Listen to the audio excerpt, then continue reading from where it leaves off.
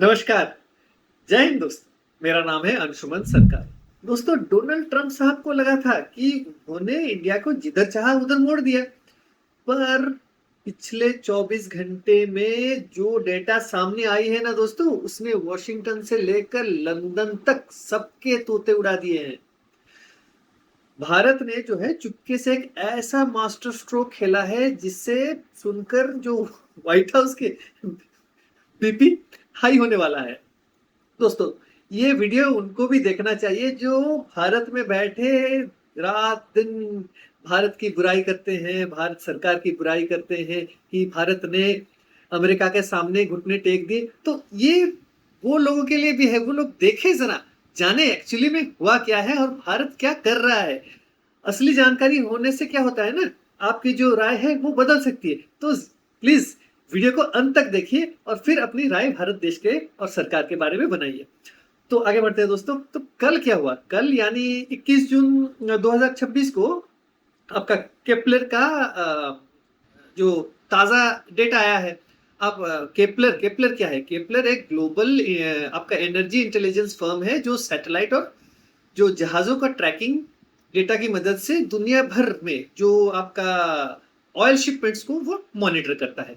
तो उसने एक डाटा रिलीज किया और उससे क्या हुआ? उससे ये होता है, दिखाया गया है, दर्शाया गया है कि वो पूरे ग्लोबल मार्केट के लिए बड़ा झटका है। याद है आप लोगों को पिछले साल और इस साल फरवरी में क्या बातें चल रही थी? पूरे जो वेस्टर्न मीडिया में ढोल पीटा जा रहा था कि भारत डोनाल्ड ट्रंप एडमिनिस्ट्रेशन को वादा क्या है कि वो रशियन ऑयल पर अपनी डिपेंडेंसी वो कम करेगा या खत्म कर देगा। और यूएस सैंक्शंस का डर दिखाया जा रहा था, पर रियलिटी क्या निकली? मई 2026 में भारत रशिया से करीबन आपका 1.91 मिलियन बैरल्स पर डे जो तो कच्चा तेल मंगवा रहा था। लेकिन जून में ये जो है संख्या घटने के बजाय सीधे रॉकेट की तरफ ऊपर चढ़ गया।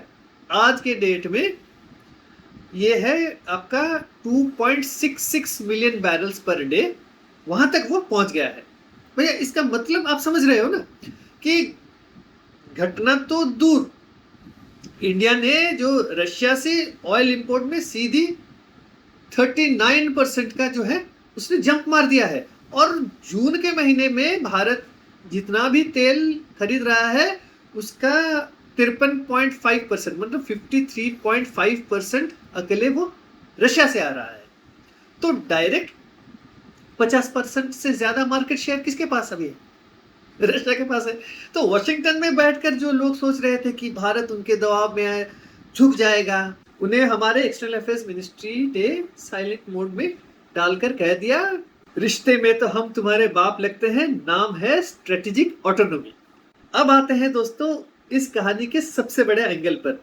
फरवरी 2026 में जब आपके यूनाइटेड स्टेट्स सैंक्शंस का प्रेशर बढ़ा रहा था, तो टेम्पररी तौर पर भारत का जो आपका रशिया से तेल का इंपोर्ट वो गिर रहा था। तब गिर के वो हो गया था 1.04 million barrels per day. US को लगा कि उनका प्लान काम कर गया। ट्रम्प साहब ने शायद सोचा होगा कि wow, India is listening to be, अब अपना अमेरिकन ऑयल हम बेचेंगे भारत को। लेकिन असली पिक्चर दोस्तों कुछ और ही थी। मई तक जो है भारत अमेरिका से लगभग आपका 2,52,000 2.52 मिलियन बैरल्स पर डे खरीद रहा था। लेकिन जैसे ही जून आया, भारत ने यूएस ऑयल को सीधे टाटा बाय बाय बोल दिया। जी हाँ दोस्तों, अमेरिका से इंपोर्ट अभी गिर गई है और गिरकर सिर्फ 91,000 बैरल्स पर डे रह गया है। मतलब ये जो है यूएस का बोरिया बिस्तर अभी गोल पड़ चुका है। अब पूरा जो पैसा ट्रांसफर हो गया है मॉस्को के अकाउंट में। तो ये कोई कोइंसिडेंस नहीं है दोस्तों, ये एक सोची समझी, आपके बोल सकते हो ये जियोपॉलिटिकल चक्रव्यूह है। वेस्ट को लगा था कि उनका जो G7 प्राइस कैप यानी $60 पर बैरल वाली जो स्कीम इंडिया को रोक लेगी, लेकिन भारतीय जो रिफाइनर्स ने कह दिया हम पर्सन के पत्ते नहीं है जो हम धूप में सूख जाएंगे। भारत ने जो है western banking networks, western ships और वेस्टर्न इंश्योरेंस कंपनी को सीधा बाईपास कर दिया दोस्तों। हम ट्रेड कर रहे हैं नॉन वेस्टर्न चैनल से। उसमें क्या है, रूपी रूबल और रूपी दिरहम के जरिए। तो आज जो बात मैं आपको बताने जा रहा हूं वो शायद आपको बिल्कुल नहीं पता। आप सोच रहे होंगे कि अचानक जून में ऐसा क्या बदल गया कि इंडिया को इतना बड़ा रिस्क लेना पड़ा। तो इसके पीछे है वेस्ट एशिया का सबसे बड़ा जियोपॉलिटिकल अर्थक्वेक। वो क्या था, वो था आपका स्ट्रेट ऑफ हॉर्मुज का क्राइसिस। पिछले महीने यूएस और इजराइल के अटैक के बाद ईरान ने स्ट्रेट ऑफ हॉर्मुज को पूरी तरह से चोक कर दिया था। अब जिन्हें ज्योग्राफी नहीं पता उन्हें थोड़ा सा मैं बता देता हूँ। यकीन है कि हर किसी को ज्योग्राफी पता है और जियोपॉलिटिक्स की बहुत अच्छी समझ है। तो स्ट्रेट ऑफ हॉर्मुज दुनिया की वो सांस नली है जहां से दुनिया का लगभग 20% कच्चा तेल वो गुजरता है।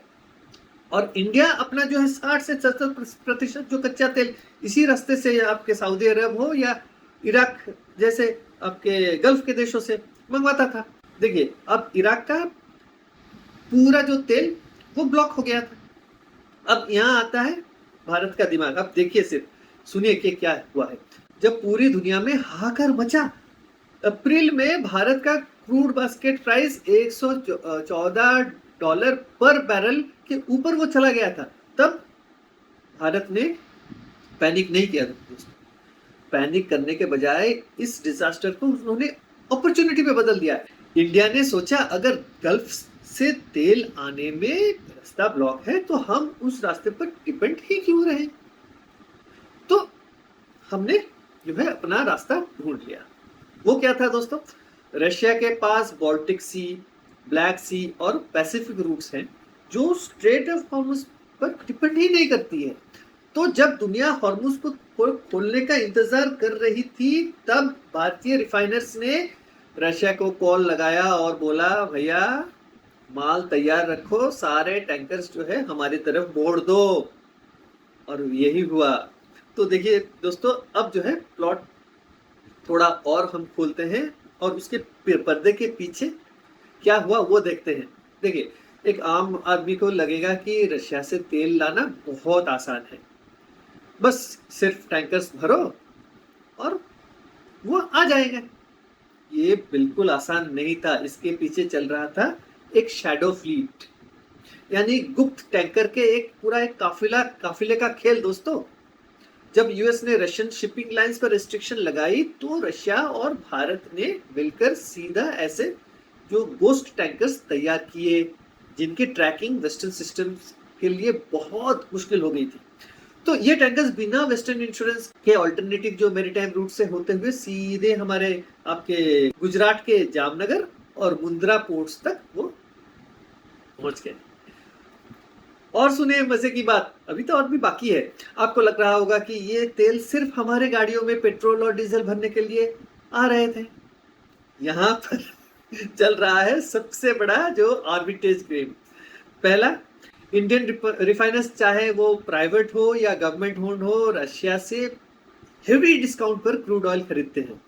दूसरा, उनका रिफाइनिंग मार्जिन इतना ऊपर चला जाता है उनकी चांदी हो जाती है दोस्तों। और तीसरा, जो सबसे बड़ा ट्विस्ट है, इसी सस्ते रशियन क्रूड को रिफाइन करके पेट्रोल, डीजल और जेट फ्यूल बनाया जाता है और फिर उससे प्रीमियम दाम पर यूरोप और अमेरिका को बेची जाती है। मतलब आप लोग समझ रहे हो ना। तो यूरोप कहता है कि हम रशियन तेल नहीं खरीदेंगे, लेकिन वही यूरोप इंडिया के रास्ते घूमकर आने वाले रिफाइंड प्रोडक्ट्स को खरीदने पर मजबूर हो जाता है। वेस्टर्न लीडर्स को लगता है कि वो रशिया को पनिश कर रहे हैं, लेकिन असलियत में उनका ही पोपट बन रहा है दोस्तों। तो ये जो इंडिया का एटीट्यूड है ना कि दुनिया एक तरफ और हमारा नेशनल इंटरेस्ट एक तरफ, ये आज का नहीं, इसकी जड़ें हिस्ट्री में भी है। हम अगर ये 1971 का बांग्लादेश लिबरेशन वॉर देखें, जब अमेरिका ने भारत को डराने के लिए अपना 7th fleet bay of Bengal में भेज दिया था, तब इंडिया डरकर पीछे नहीं हटा था। उस वक्त भारत ने सोवियत यूनियन, जो आज का रशिया है, उसके साथ peace treaty of peace, friendship and cooperation sign की थी। तो जियोपॉलिटिक्स में मैं हर बार बोलता हूं कि भाई कोई परमानेंट दोस्त या परमानेंट दुश्मन नहीं है, सिर्फ और सिर्फ परमानेंट जो इंटरेस्ट होते हैं। और भारत आज भी वही कर रहा है जो उसने नॉन अलाइंड मूवमेंट के दौरान भी किया था। हम ना अमेरिका के कैंप में हैं, ना हम रशिया के कैंप में हैं, हम जो है इंडिया फर्स्ट कैंप में हैं। तो जब हाल ही में यूएस ईरान सीजफायर के बाद जो अपना जो इंडियन फ्लैग टैंकर्स ने स्ट्रेट ऑफ हॉर्मुज से दोबारा चलना शुरू किया, तब तक भारत अपना पूरा ब्लैक बैकअप प्लान वो तैयार कर चुका था।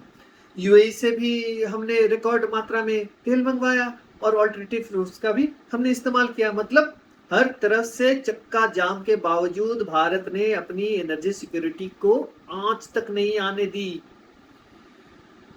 तो आखिर में बात बिल्कुल साफ है दोस्तों कि वेस्ट चाहे जितने सैंक्शंस लगा ले, ट्रंप साहब चाहे फरवरी में जितने भी वादे ले चुके हो, जब बात भारत के 140 करोड़ लोगों के पॉकेट और देश की एनर्जी सिक्योरिटी की आती है, तो भारत वही करता है जो उसके लिए सही है। G7 के प्राइस कैप्स धरे के धरे रह गए, अमेरिका की उम्मीदें काम नहीं आई, और अब जून 2026 में भारत ने रशिया से रिकॉर्ड तेल खरीद कर दिखा दिया है कि भैया नेशनल इंटरेस्ट, अपना जो नेशनल इंटरेस्ट है वो सबसे ऊपर होता है। हर बार वेस्टर्न मीडिया सोचता है कि इस बार भारत दब जाएगा, लेकिन हमारे डिप्लोमेट्स का एक ही जवाब होता है, भारत किसी भी कैंप का हिस्सा नहीं है। हर बार कहीं पे भी जयशंकर साहब का आप इंटरव्यू उठा के ले लीजिए, जो कि वह वेस्टर्न मीडिया के साथ करते हैं, यही बात दोहराते हैं, इंडिया अपने कैंप का लीडर है भैया, और इसी का नाम है स्ट्रेटेजिक ऑटोनॉमी। वीडियो अगर पसंद आया तो दोस्तों के साथ जरूर शेयर कीजिएगा, वीडियो को लाइक भी जरूर कीजिएगा, और अगर अपने चैनल को सब्सक्राइब नहीं किया है तो चैनल को जरूर सब्सक्राइब कीजिए। तो मिलते हैं अगले वीडियो में। जय हिंद, नमस्कार।